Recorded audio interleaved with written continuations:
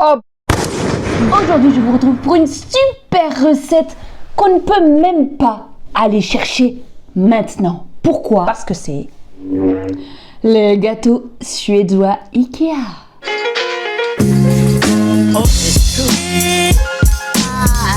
Vous savez, ceux qu'on retrouve toujours à la fin des caisses, à côté des paquets de daim. Ça fait des gros carrés comme ça en carton qu'on a toujours envie de prendre et ça fait une soirée. Bref, je vais vous donner l'occasion de pouvoir les faire et les refaire et les refaire et les refaire et les refaire et les refaire jusqu'à ce que mort s'en suive. Et vous verrez, elle est toute simple. Alors la base, déjà, c'est une recette à base de flocons d'avoine. Donc je vais vous dire ce que je mets dedans. On va commencer par 100 g de flocons d'avoine. Je vais dire petite superware saladier dans une jatte. Allez, c'est parti. 100 g. Ensuite, 35 g de farine. 80 g de sucre. Préférez toujours du sucre non raffiné, du sucre roux, du sucre de canne. Adios le sucre blanc raffiné qui n'est pas bon du tout. Ensuite, on va ajouter la matière grasse. Vous avez le choix.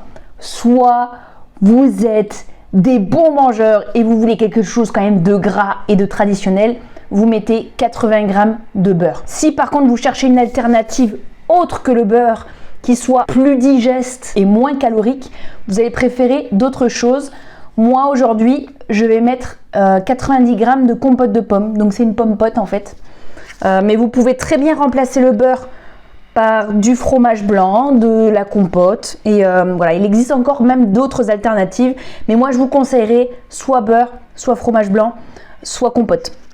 Le beurre vous le mettez fondu, hein. Ensuite on va rajouter un petit œuf. Essayez vraiment de choisir le plus petit de vos œufs, il ne faut pas des gros œufs parce que normalement ce serait même un demi-œuf si c'est un gros, mais si vous avez un petit ça fera largement l'affaire.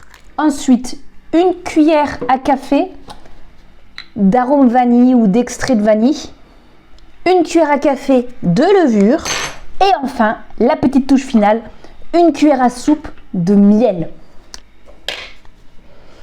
On mélange tout ça et on voit ensemble ce qu'on fait après. Ça donne ça, une petite mixture avec des flocons d'avoine plutôt collante, odeur et on va mettre ça sur une plaque. Maintenant on va pouvoir les mettre au four. Un four préchauffé à 180 degrés, puis c'est parti.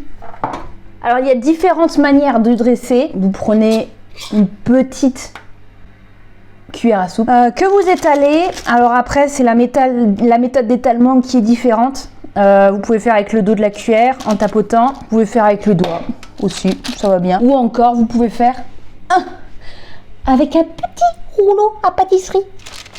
Je suis pas convaincue du rouleau à pâtisserie. Ce qui compte, c'est de faire quelque chose quand même d'assez plat. Faut pas que ce soit trop épais. Et voilà, vous les espacez bien quand même sur la plaque. Et puis on les mettra 5-7 minutes au four. Voilà la première fournée. Ça donne ça. Des petites galettes assez irrégulières et suffisamment fines. Si vous êtes psychorigide, bien sûr, mettez des emporte-pièces pour que ce soit bien rond, bien uniforme, bien régulier. Si vous êtes comme moi, vous étalez comme ça. Et maintenant c'est parti pour 5 à 7 minutes au four. Et voilà ce que ça donne au bout de... Ça c'est plus 7 minutes que 5 minutes. 5 minutes ils sont un peu plus blancs. Là j'avoue j'ai un petit peu exagéré sur le temps. Ça vous fait vos petits gâteaux Ikea. Croustillants et en même temps moelleux.